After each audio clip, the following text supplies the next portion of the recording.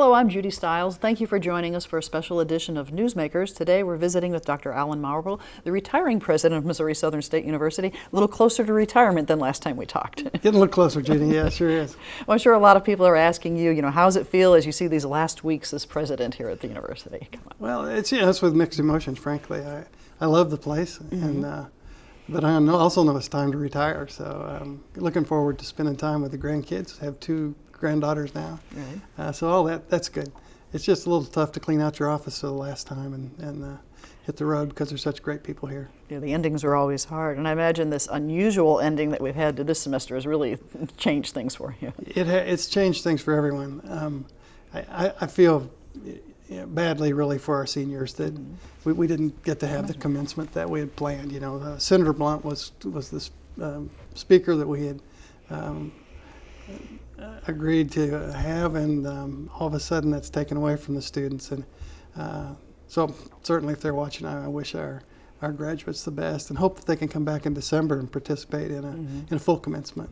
I know you and the other administrators really had to shift gears quickly when those decisions were made. Yeah, it happened fast. And the faculty, you got to tip your hat to the faculty because they gave up spring break to shift from face-to-face classes to go into distance learning, and did a great job. I've heard many compliments from students on what a great job our faculty did in helping in the transition and then helping them get through the last part of the semester in a great shape.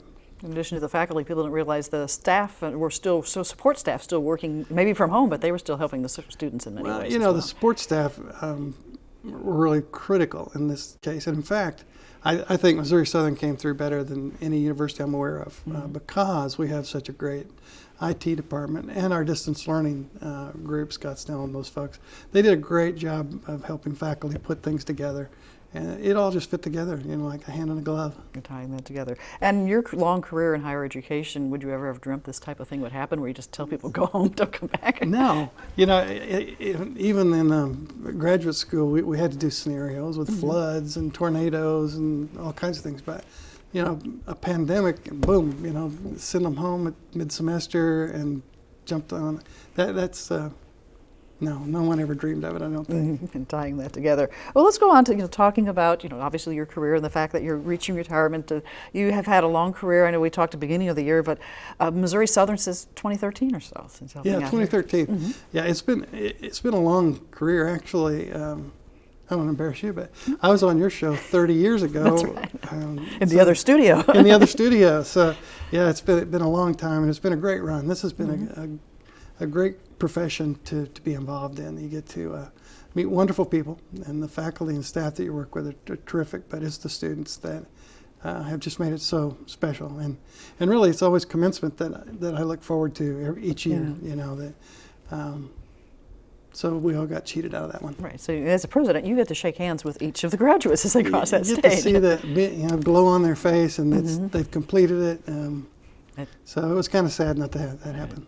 After a long career in higher education, people, curious how you got into it. But you didn't start out by saying, I want to become, a university president, college work, or anything like that. You had a different track as you started your work life. Oh, yeah. I didn't at all think that I would be even in higher ed at all. I did, at the time, I took a job at Crowder College as a continuing education director just for a couple of years, and then I was going to go to law school. I was, kind of a 30-something change career, person. I had my own business for a while.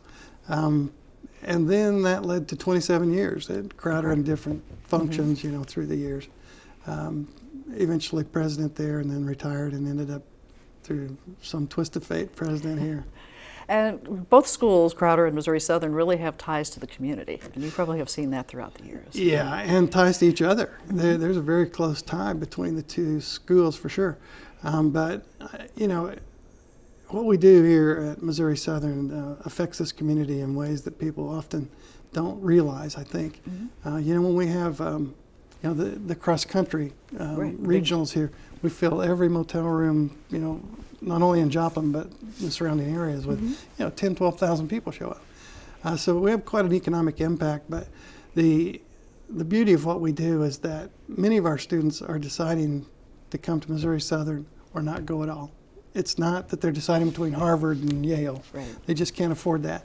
But they come here and they get a Harvard and Yale kind of education for a much better price, and something that will change lives and change generations. So I'm really, really proud to be associated with such a great place. So Missouri Southern and Crowder, the schools specifically in this region, have really opportunities for higher education for students who may not have otherwise had that. Right, and that to me, that's the crowning glory of what we've done is to be able to offer opportunities to people who otherwise would not be able to enjoy them. Okay.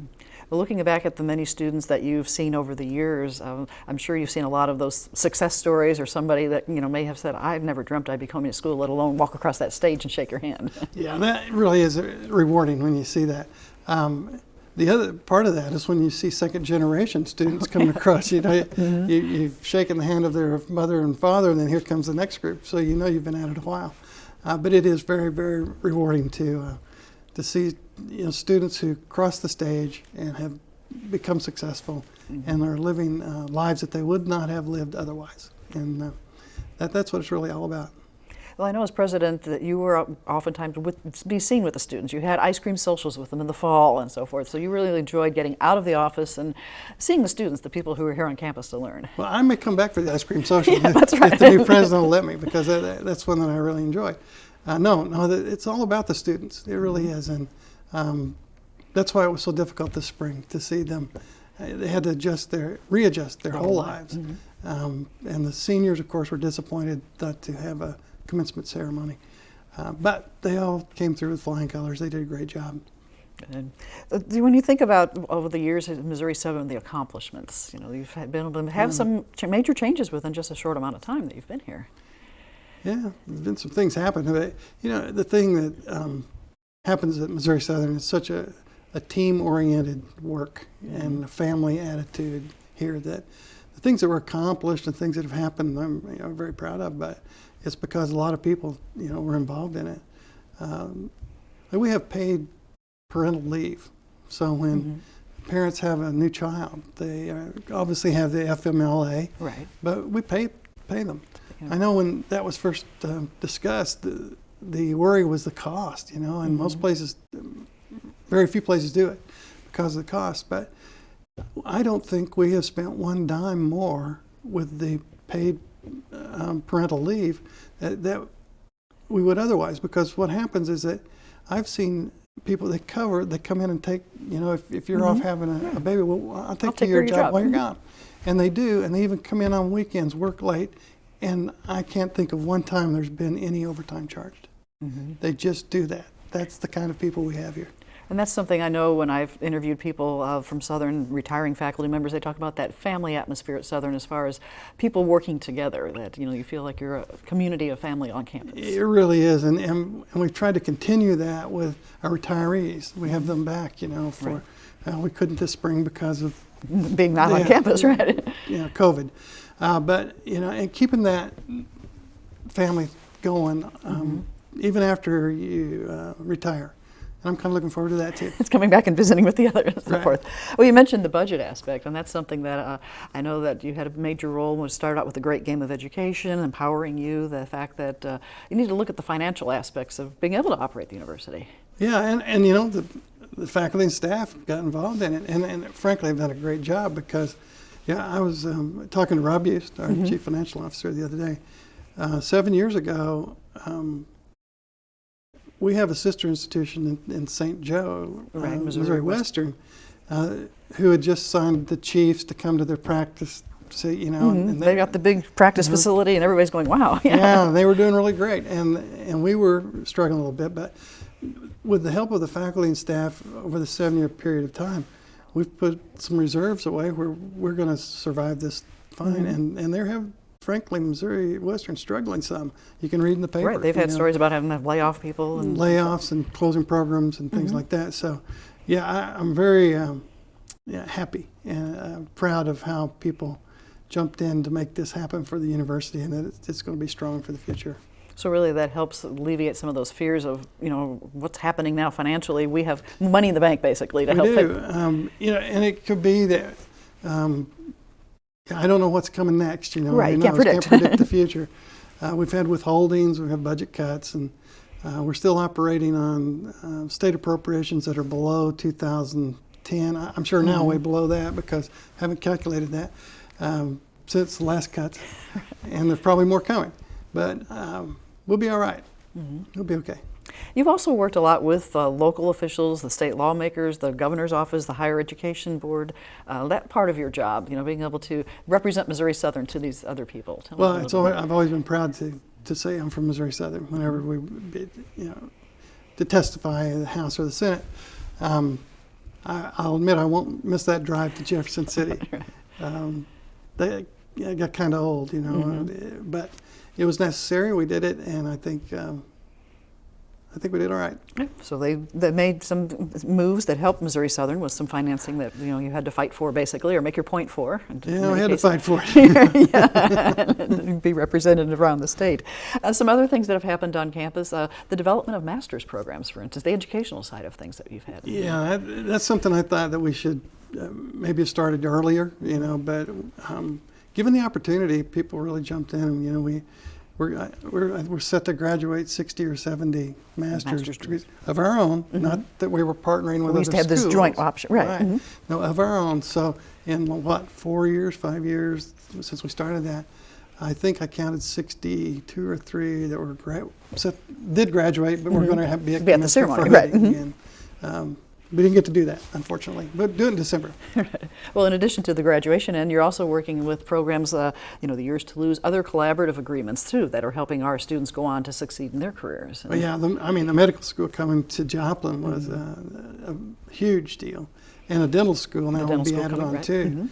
And it's increased our majors in biology and pre-med and all that exponentially. We went from 50 or 60 majors to 400, something like that. And so the renovation of Reynolds, we did a couple of years ago, and then the addition of Nixon Hall. Those were just critical. We had to do that.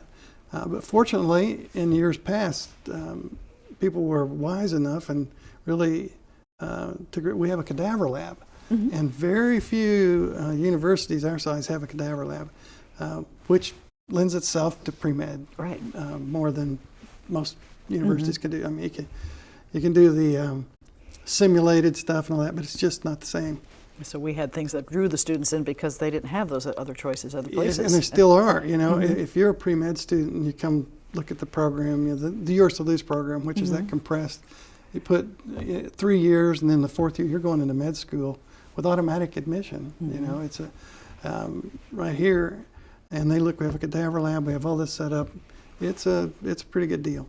And then ultimately, do these programs serve the region that the students are going through here? We're talking about the Joplin medical needs in this area. Yeah, the KCU Joplin, they have better statistics than I do on how far the region extends. The region extends, but the whole idea is to get more doctors in the rural areas, and I suspect that, I think our first class that they'll be moving out, and they're probably out in residency now. We'll have doctors practicing here in the Joplin area, within a few miles, that came through here just in the next 3 or 4 years. So they say, I came through Missouri Southern, I'm staying. And then most likely, hopefully, I'm sure the region would like them to stay here to help continue to. And I believe they will. The research says that they do, that many do. Many do. So higher education is always an evolving field. You've seen a lot of changes over your career. Technology, like you mentioned, what are some of the major impacts that you've seen as far as, in higher ed that how it's changed over the certainly technology has changed it a great deal. Probably more than anything, technology has changed higher education. I recall the very first, this was way back there, we used to send memos, paper memos. Right, you remember send those? the stick down the hall, yeah. You'd write it, campus mail. The campus mail, send it to here. So the first one I got was on carbon paper. So that's and that was in the mid-'80s, which seems like a long time ago. It was a long time ago. And now it's email back and forth, and things are just much more efficient in that regard. We use technology in the classroom so much better than we used to. I know 25 years ago, someone said that it took us 20 years to get the overhead projectors out of the bowling alleys and into the classroom. Well, we kind of are a little that way with with technology, but when Blackboard came along and things like that, it helped us immensely. And that was really vital for success for saying we have to learn off campus online. In the old days, quote, you wouldn't have been able to do that. Take your books home and. Could not.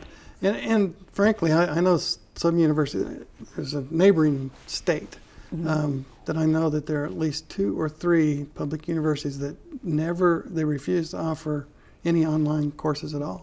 Everything was face-to-face. I haven't checked to see how that went when they did the switch over. Right. But my guess is they had to outsource it to some other state university. I don't know how they would do it if they just weren't set up to do it, or I'll have to check that out. That's an interesting story to follow. How'd they survive? So flexibility has always been a key. Everyone has to be flexible. You don't have a rigid way of having to do things. I think that's the we have to do strategic planning, and we do. Obviously, and it's a good thing to do, but it's more important to be responsive. You can have a direction. You have to have that. Right. You have to have a purpose. You have to know what you're doing.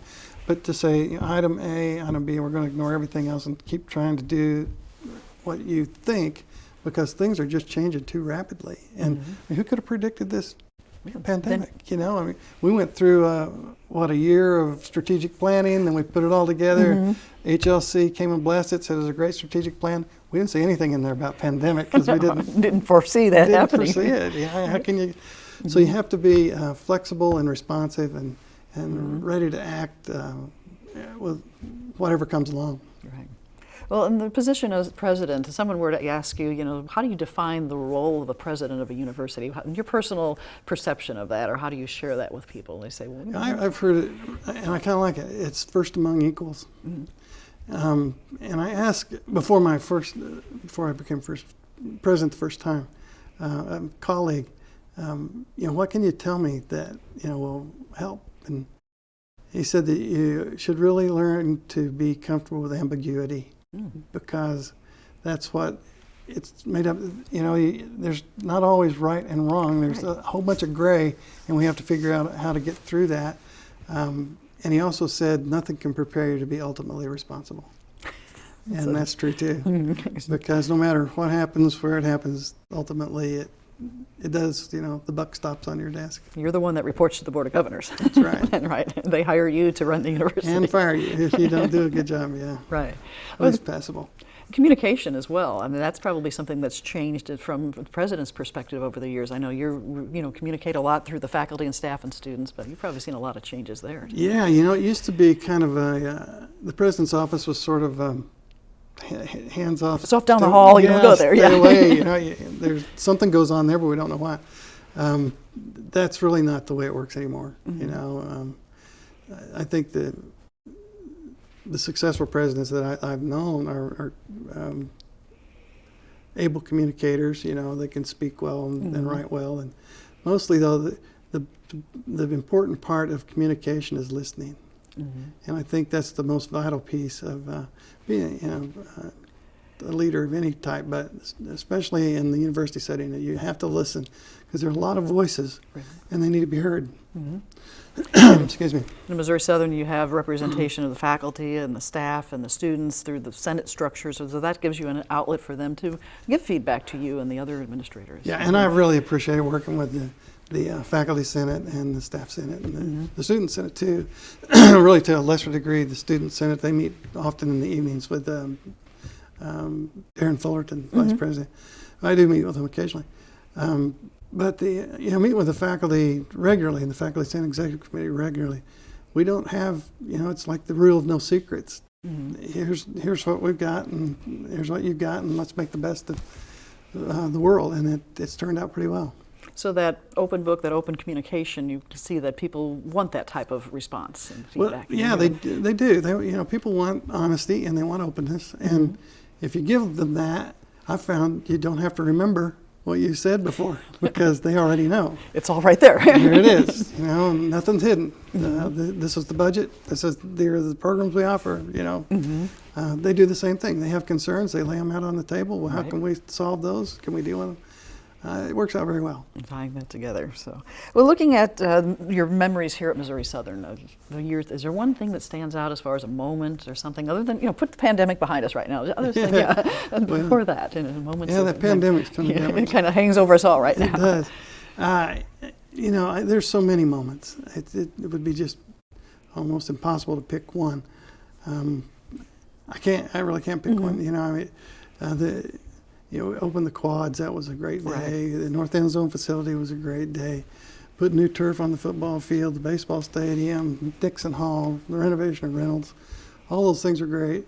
But then, some benefits for our faculty, with phased retirement. Right. And like I said before, the paid parental time off, things that have helped people, taking our insurance, getting control of our health insurance costs, with it going self-insured. It's really cut down on those 13-14% increases every year. Mm-hmm. In fact, this year we didn't have an increase. Right. 2 years in a row we've done that. So, there's too many to just pick one. A lot of cumulative factors. But I guess it's every commencement. That would be, I can't pick any one commencement except maybe the one when the twins graduated. People are probably curious, what was it like to have your sons walk across the stage? That was a pretty big day. Yeah, that was a good day. Yeah. So, and then a lot of families share that pride when they see their children walk across the stage, and so you can relate to that with them as they see that happen. That was a great day. You're right. And your family has supported you all through your presidency. Your wife has been very active in the community and everything as well. So. Yep, she spent a lot of evenings out here at concerts and recitals and plays and basketball games, and she's loved it too. It's been a great run for both of us. So tying everything together and we're working it out. Well, the question always people ask, what happens after retirement? You're looking June 30th is the end of our fiscal year, so I guess technically that's your retirement day, right? That's right. Yeah, no, after retirement, I've got some golf clubs that are really dusty that I need to work on a little bit, and I've got 2 granddaughters that I want to spend some time with, and they just live right here in Webb City, so very handy. I've got some fishing poles that probably need to be used. There are things to do. And then I've got some other little business things I want to do. Right. So a lot of people say you can retire from your main job, but you still have other side jobs or things that you want to do, and family's a big part of that. Yeah, mostly that's going to be it for me. Well, there's some volunteer things that I like to do at the church, through the church, but not as much as they want me to do. They'll find out you're retired, you can say do some more. Right? They put me on the list for everything. So now, maybe unwind a little bit for a while, and then we'll see what's next. Right. But you'll remain in the Joplin region or this plan part of the we do country, plan to. tying that together and so forth. Well, any words of advice you would give to, let's talk with students. You've seen a lot of students over the years. Someone comes in as a freshman, maybe they're enrolling for the first time in the fall. Looking back at your career, looking at Missouri Southern, what words of advice would you give to a student? I'd give the same advice that I give at convocation every time we have freshmen in, is that, through their elementary school years and high school years, they were always told, go to college, go to college, go to. Well, they're in college. Now you need to change that narrative entirely. Finish college. They need to graduate. So the first day a freshman steps on campus, they should be thinking about graduation. 4 years from now, I'm walking that stage. I'm going to be commencement 4 years from now. And don't deviate. It's going to take grit, determination, study, lots of hours, but it's well worth it. It's really well worth it. They appreciate their goals and so forth. Right? And then working with faculty, and they're working with the tips you might, if you've seen a lot of faculty working with students over the year, what words of advice would you share with them? I think it's to follow their passion. You see faculty members that sometimes we're teaching institution heavily, but we do some scholarly research. And the happiest faculty I see are the ones that follow that passion. And if it's writing a book, if it's composing poetry, if whatever it happens to be that is your passion. Obviously they're going to do a great job teaching the classes, they should, but if they continue to do those things that help them develop what they love, they do an even better job in the classroom. Carry over to the classroom with that enthusiasm. Yeah, sure does. And then the community side. What would you like to say to the Missouri Southern community at large? Maybe whether it's Joplin, Neosho, just this region. Well, I think the thing that both Lori and I would like to say is we appreciate being accepted into the family so much. The Missouri Southern family just took us in from day one, but so has the community, the Joplin community, the area. So we're just really very grateful for the time we've had here, and we'll treasure it forever. Great. Well, Dr. Marble, I wish you the best of luck. We're recording this before you actually retire, but I know a lot of people will be wishing you luck as well as the year wraps up here, the fiscal year. Appreciate it, Judy. Thank you very much. You're welcome. And I'd like to thank you for joining us this week for Newsmakers. I'm Judy Stiles. Hope you can join me again next week at the same time on this station. We'll see you then.